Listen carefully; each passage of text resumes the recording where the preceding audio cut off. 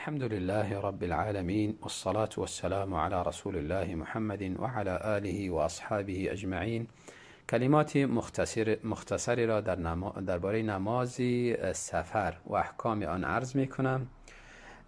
حکمی اولی امیست که انسان در سفر وقتی که حرکت میکنه یا به طرف سفر می رود، سنت امیست که نمازی 4 رکعتی را 2 رکعت میخوانه، قصر میخوانه.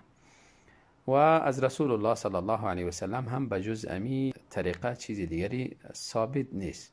ابن قیم رحمه الله یکی از علمای بزرگ در زاد المعاد میفرماید ولم یثبت عنه انه اتم الرباعیه فی سفری البته. از رسول الله صلی الله علیه و سلم هیچ ثبوتی نداره که نماز 4 رکعتی را در سفر 4 رکعت کامل خوانده باشند. و باز حدیثی که از عایشه رضی الله عنها نقل است که رسول الله صلی الله علیه و سلم در سفر قصر هم میخواندن و یا کامل هم میخواندن. این حدیث دربارش گفتن که فلا یصح، حدیث صحیح نیست. و از شیخ الاسلام ابن تیمیه استادشان نقل کردن که هو کذب علی رسول الله صلی الله علیه وسلم، این حدیث بالای رسول الله صلی الله علیه وسلم دروغ است. و بلکه عکس از عایشه رضی الله عنها به طریقه درست نماز سفر 2 رکعت نقل است. چنانچه عایشه رضی الله عنها میفرماید ان الله فرض الصلاه رکعتین.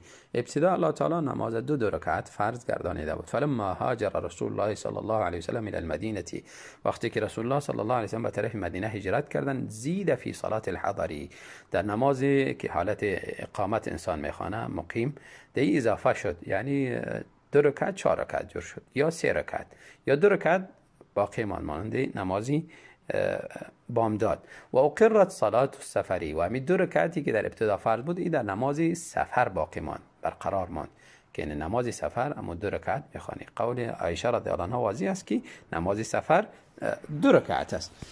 و همچنان از ابن عباس رضی الله عنهما نقل است که فرمودن فرض الله الصلاة على لسان نبیکم فی الحضر 4. الله تعالی نماز فرضی را بالای شما به زبان پیامبرتان در حالت اقامت 4 رکعت فرض گردانید. و فی السفر رکعتین، و در سفر 2 رکعت. و فی الخوف رکعت، در حالت خوف که روبرو با دشمن مواجه میشه انسان 2 حالت 1 رکعت. و این قول ابن عباس مسلم در صحیح خود روایت کرده. و همچنان از عمر رضی الله عنه روایت است، فرمودن صلات السفر رکعتان، نماز سفر 2 رکعت است. و الجمعه رکعتان، جمعه 2 رکعت است. قول عمر رضی الله عنه در مسند احمد و همچنان در سنن ابن ماجه آمده است و علما تصحیح میکنن.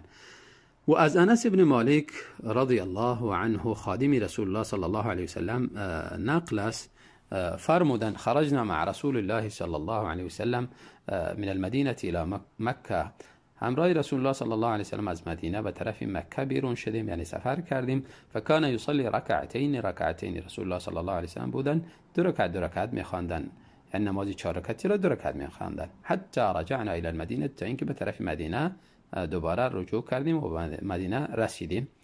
یعنی در حالت سفرشون در راه که میرفتن هم 2 رکعت میخواندن. در مکه هم که ایامی بودن 17 روز یا 18 یا 19 یا بالاتر و کمتر، او هم نماز قصر میخواندن تا اینکه به مدینه رسیدن. و این قول انس رضی الله عنه در صحیحین، صحیح بخاری و صحیح مسلم موجود است.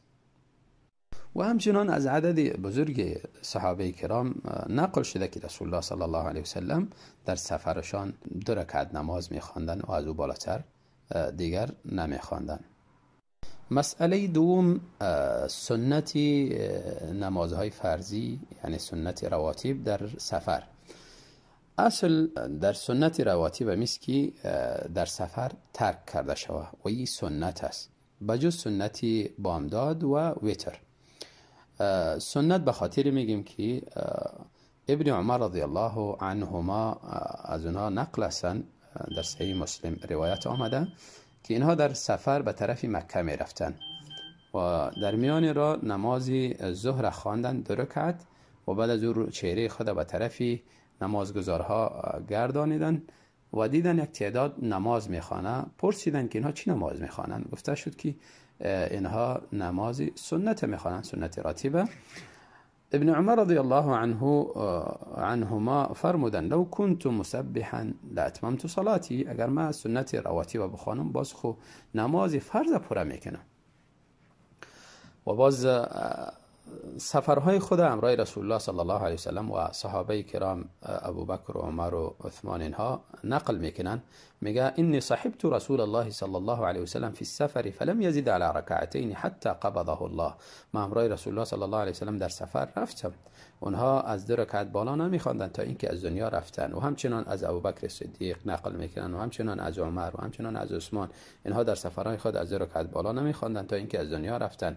و باز این آیت میخوان لقد کان لکم فی رسول الله اسوه حسنه، یعنی رسول الله صلی الله علیه وسلم برای شما قدوه حسنه است، قدوه نیک است در عباداتشان، در طاعاتشان، در تمام زندگیشان قدوه است. اونها در سفر سنت نمیخواندن و ما هم نباید بخوانیم. و بجز سنتی بامداد گفتیم که تأکید بالا شده در حالت حضر و سفر باید خوانده شود و همچنان وتر رسول الله صلی الله علیه وسلم در حالت حضر و سفر میخواندن. ترک سنت رواتب در سفر به این معنا نیست که انسان نوافل یا بعضی سنت هایی که از رسول الله صلی الله علیه وسلم نقل است اونها را نخواند، مانند نماز چاشت یا نماز تحیه مسجد یا تحیه وضو امثال از اینها. از ابو هریره رضی الله عنه نقل است در سنن ابو داود حدیث می آید. ابو هریره رضی الله عنه می فرماید اوصانی خلیلی بثلاث لا ادعهن فی سفر ولا حضر. دوست من که رسول الله صلی الله علیه وسلم هستند، انها مرا به 3 چیز وصیت کردند که نه در حالت سفر و نه در حالت اقامت ترک کنم.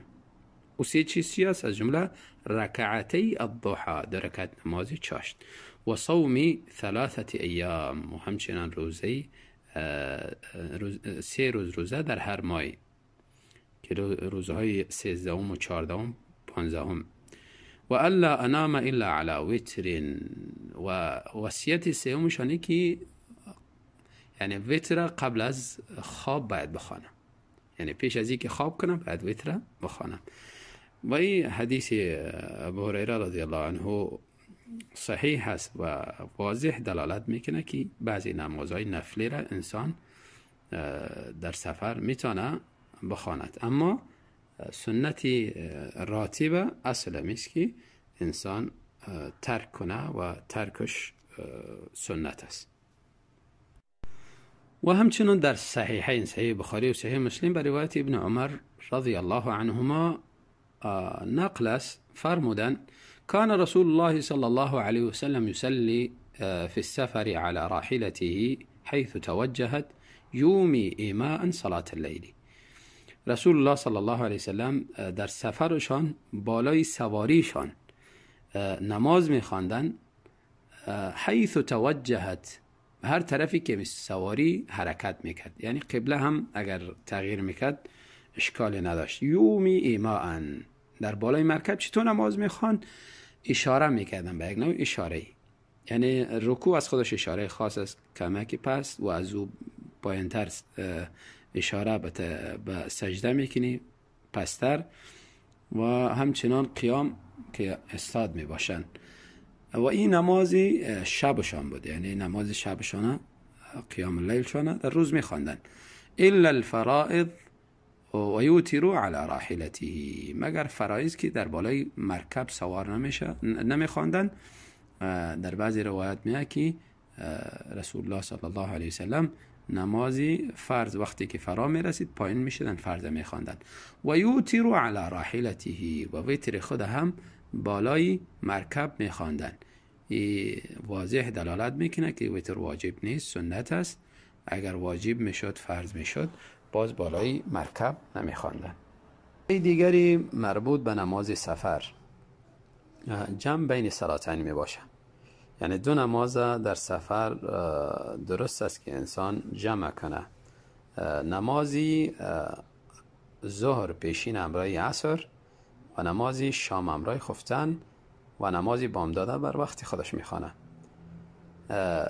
در این نمازایی را که جمع میکنه درست از جمع تقدیم و جمع تأخیر هر دوش. جمع تقدیم یعنی نماز عصر وقتش مقدم میکنه، پیش میکنه، همراهی نماز ظهر یک جا ادا میکنه. البته اول نماز ظهر بعد از او نماز عصر. و همچنین جمع تأخیر که نماز پیشین تأخیر میکنه، در وقت عصر هر دو را یک جا ادا میکنه. البته پیشین اول بعد از او عصر و ترتیب مراعات میکنه. مسئله دیگری مربوط به نماز سفر مسافت سفر است. یعنی به چه اندازه راه بوده باشه که انسان میتونه نماز خود قصر کنه. علما در این باره اختلاف دارن. بعضیا مطلق سفر ذکر کردن که یعنی سفر گفته شود برابر است که کم بوده باشه یا زیاد بوده باشه، مسافش درست است که انسان قصر کنه نماز خدا. و بعضیا مدت زیر 3 روز گفتن و او را به مسافت فعلی تخمین زدن 80 کیلومتر بالاتر. یعنی به اندازه 80 کیلومتر اگر سفر میکنه باز نماز خدا قصر بخواند، در غیر از اون نه. هر صورتی احوات همیست که انسان یعنی سفری که در عرف سفر گفته میشه، واقعیت انسان مسافر میشه و از شهرش بیرون میشه، به همه اندازه اگر بوده باشه اندازه 80 یا بالاتر باز نماز خدا قصر بخواند. مسئله دیگری مسئله مدت قصر، یعنی تا چند روز میتونه قصر بخوانه. به خصوص انسانی که در شهری مقیم میشه بر یک چند روزی.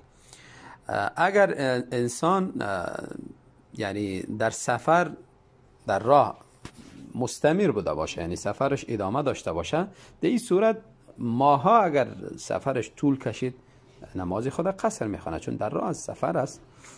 اما اگر در شهری مقیم شد برای چند وقتی، باز این حالتش فرق میکنه. حالت اولی است که اقامتی موقت داره و نمیدانه چی وقت من دوباره از اینجا برمیگردم. مثلا شخصی در شهری کار داره، اگر امروز کارش تمام شد امروز میره، فردا تمام شد فردا میره. این تو انسان اگر تا ماها در اینجا سفرش طول میکشه، در اینجا اقامت میکنه، نماز خدا قصر میخوانه.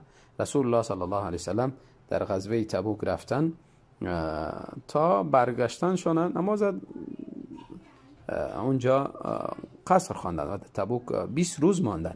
در 20 روزی که اونجا ماندن نماز قصر خواندن. معلوم نبود که چی وقت سفر میکنن. در مکه رفتن 19 روز ماندن، 19 روز قصر خواندن. البته در مکه یعنی باز واضح‌تر معلوم بود که چی وقت سفر میکنن. خب هر صورتی یعنی سفری که مجهول بوده باشه، معلوم نباشه که امروز و فردا سفر میکنه، باز انسان به هر اندازه‌ای که میمانه نماز خود قصر میخوانه. حتی صحابه کرام در آذربایجان 6 ماه ماندن. اونجا در آذربایجان بالاشان برف بارید، اونجا معطل شدن، 6 ماه مکمل نماز قصر خواندن. اما اگر انسان نیت اقامه موقت بکنه برای یک شهری که من اینجا برای چند وقتی هستم، مثلا بالاتر از چند ماه هستم، یعنی اینجا درس میخوانم یا اینکه تجارت دارم، کاری دارم، نیت اقامه را میکنه در یک شهری، باز اون نمازهای خدا پره بخواند. الله تعالی نمازهای ما را قبول بفرماید و مطابق اسلام بگرداند و مطابق سنت رسول الله صلی الله علیه وسلم و روش عباداتی از او بگرداند. تقبل الله منا و منکم.